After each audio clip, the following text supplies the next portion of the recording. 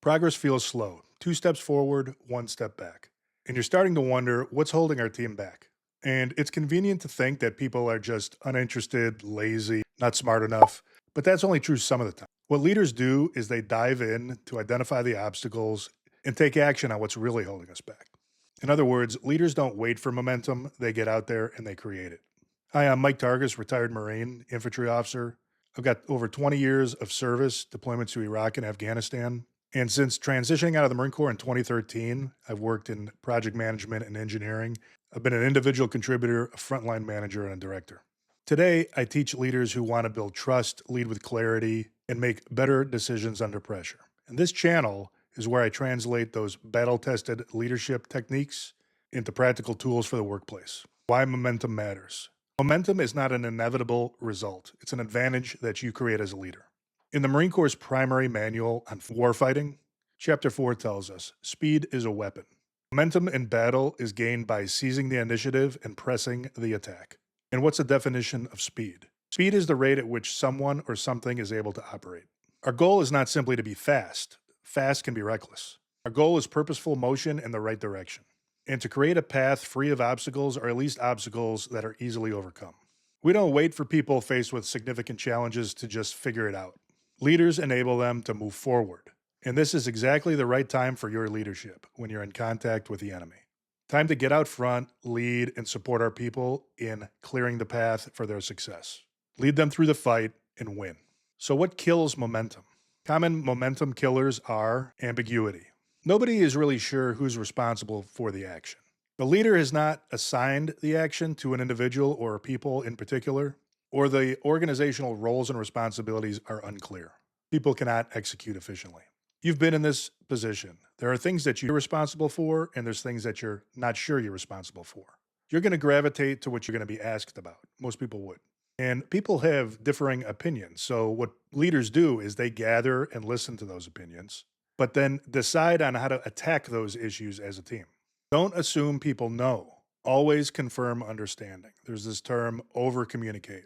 Bad term, don't like it. There's just communication, clear, concise direction. And when you do it well, you eliminate confusion on who's responsible for what.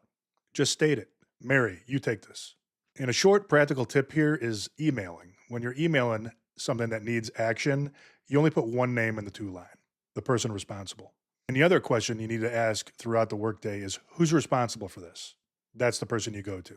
The next momentum killer is drifting, where people are working, but the focus on the mission fades. People are looking around to see if anything's needed, and if they don't hear anything, they just gravitate to what they think's important, which may not be what the organization needs. They stop making progress on the areas you really need to work on.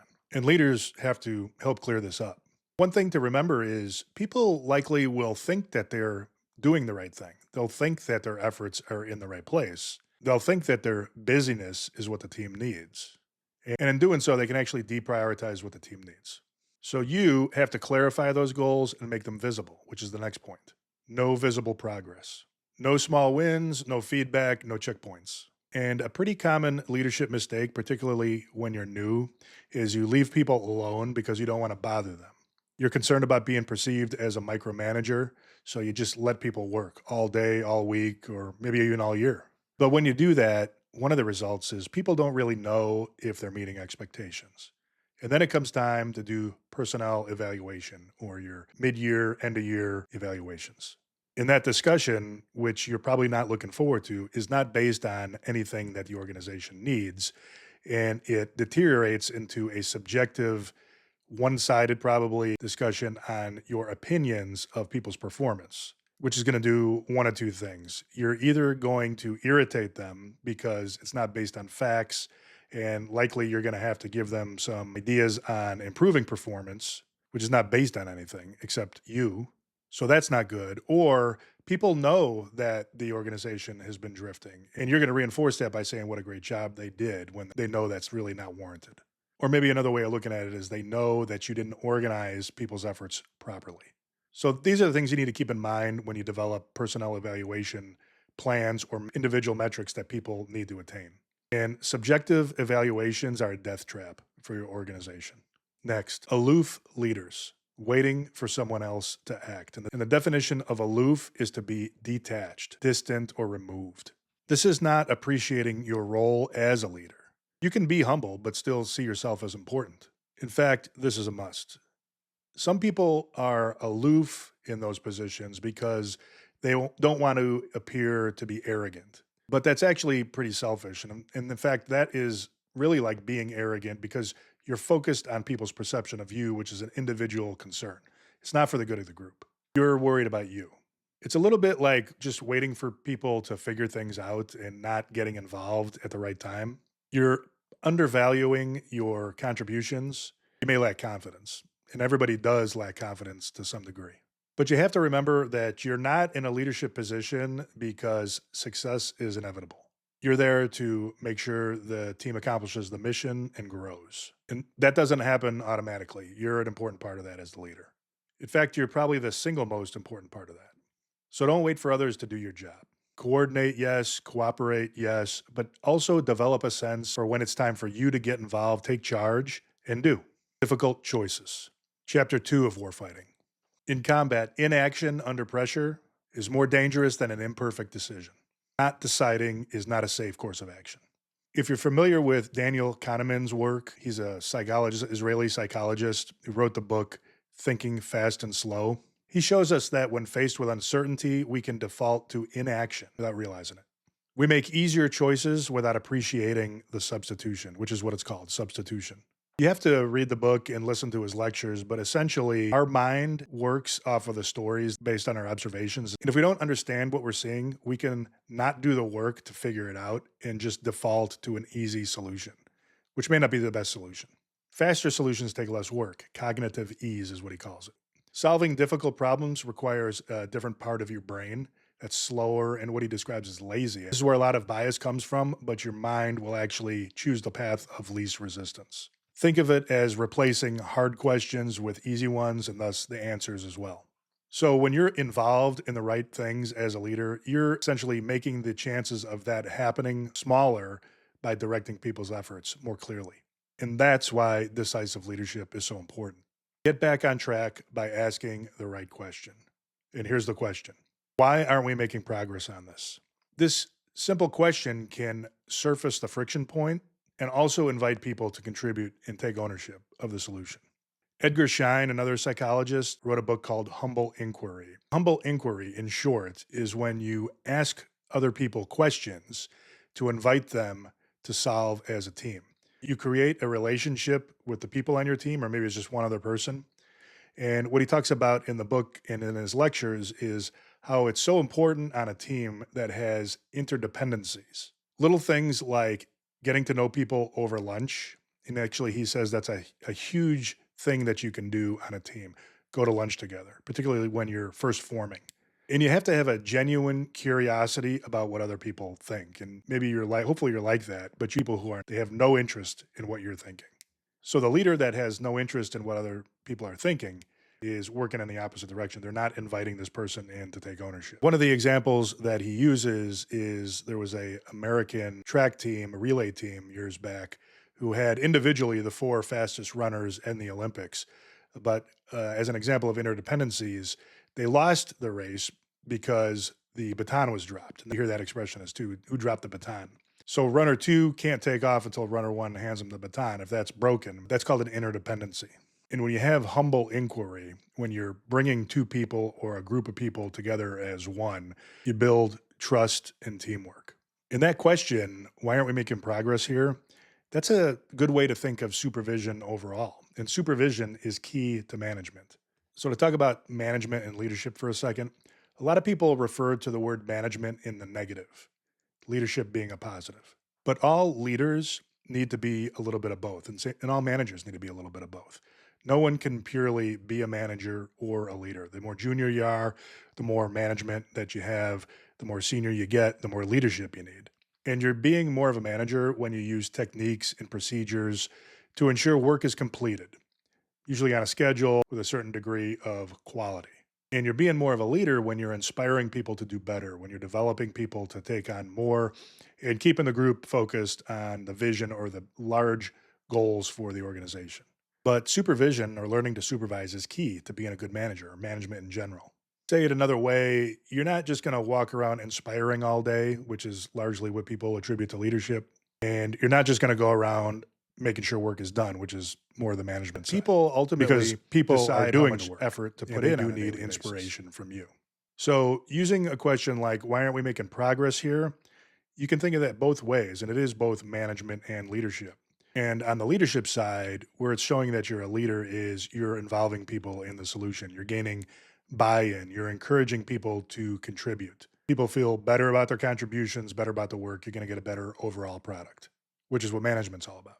And as a manager, you could just walk around saying, what percent complete are we, or when are we going to get another 10% done? But a real savvy manager and a real savvy leader, again, both being parts of the same person, realizes that people ultimately decide how much effort to put in on a daily basis. And when you lead, you raise that level. And it doesn't matter how much you pay people, they're still going to decide how much effort to put in, how good the quality of their work is going to be. So ask, why aren't we making progress here as a way to get momentum back? Intentionally creating momentum. Momentum is as much emotional as it is physical. People can sense purposeful progress. So, first thing you can do is orchestrate accomplishments, quick wins. You got to set these up, you got to shape them so they occur, and you got to highlight them. Let's get a first draft out. Let's meet on Friday, go over the mock up. Let's do a dry run. Let's have a prototype. Warfighting Chapter 4 says, action, even if incomplete, generates tempo and pressure. Focus on the big goals for the whole organization, yes, but also have those intermediate goals that show progress. You have to plan those out. And then promote an attitude of good enough to move forward. In the Marine Corps, we used to teach a concept called satisficing, and think of it as the 70% solution. When I get to the 70% solution, I move on. And the reason that we taught that in the Marine Corps is because if you take the time to go past 70%, the situation has changed on you and your actions are no longer relevant. Another psychologist, Albert Bandura, wrote a book called Self-Efficacy. And what he defines self-efficacy as is your belief in yourself to accomplish things, to succeed in certain situations, which thus gives rise to your own motivation. And then you have an overall increase in better behavior and emotional response. And key to doing this is having success in small steps, building blocks, which leads to the next point, which is set checkpoints, not deadlines. Checkpoints imply that you're going to keep going. A deadline implies there's some sort of end. And if it's the end, it's probably further out. Those short-term check-ins. Let's meet on Friday, go over that. This is a lot like Marine Corps planning, which is based on phases, not specific dates. Dates are no good, especially the further out you get, the situation is going to change. Your enemy is trying to kill you. The enemy is trying to drive their situation on you. Every second counts, and a building block approach accommodates changing the plan as needed. The plan will change. That's to be expected. Then you could ask, well, what's the use of a plan? The value is in going through the process of the planning itself. Forces you to think of the things that you need to consider. So add that to your leadership toolkit. Develop an appreciation for the importance of showing that you're making progress, even if it's a small amount. Because when people take action on something, even if it's like a real desperate situation, if they take action, they feel like they're contributing, they feel better about the situation, even if it's a tough obstacle. In combat, you go on patrols, you get people out walking around, looking around. You don't have people sitting in their bunkers just waiting to get mortared. Make sure that action is relevant and timely because people know when you're just making work for them. Think checkpoints, not deadlines. Ensure people are not paralyzed thinking that they need to do everything up front. Your people need to hear your expectation on the pace of progress. Especially if you're a new leader, this is really important for people when they're starting to get to know you. In checking progress, think of this as an opportunity to show the group, the people within the group, the good work everybody's doing. It's an important opportunity. And your people want to show you what they're working on. You know, leader, when you inquire about what somebody's working on, opens the door for some really good dialogue between you and your people. And it also gives you an opportunity to show and to communicate that not everything needs to be done right now. Or if it does, then you tell them that. But a lot of times people can worry about when things need to be done and make the wrong assumptions. And then they put pressure on themselves and the work suffers. And it doesn't mean that you have to go slow. You can push the team to move faster when needed. You can't always slow everything down.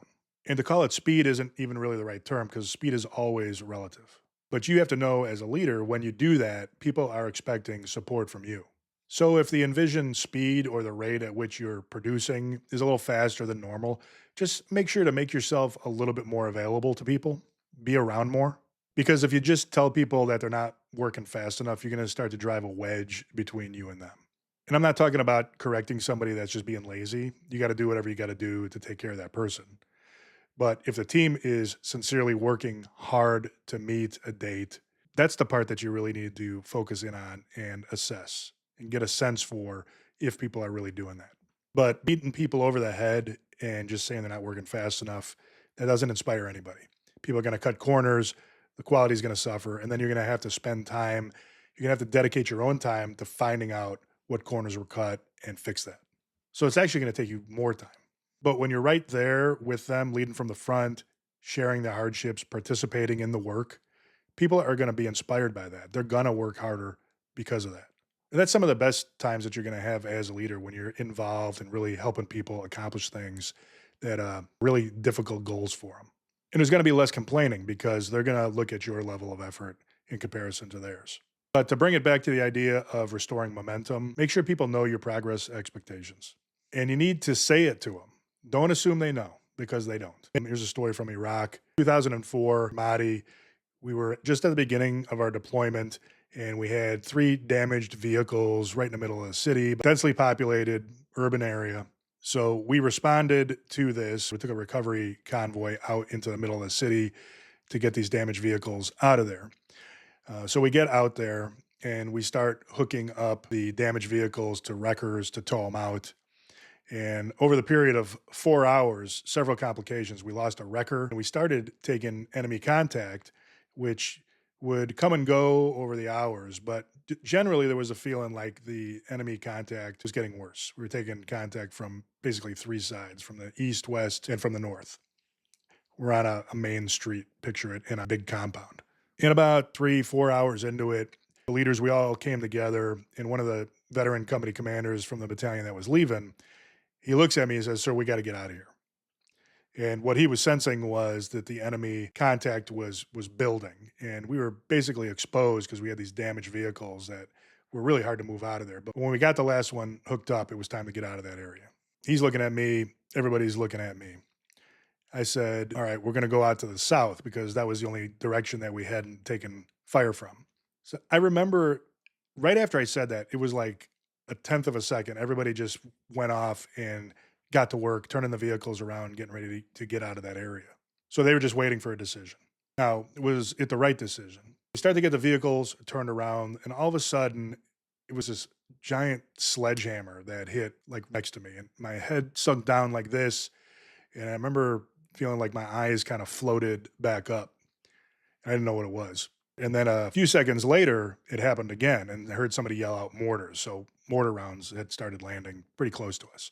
So everybody scatters, takes whatever cover they can. I was standing next to a vehicle. I jumped in a vehicle, and then no more mortars, just a couple seconds later.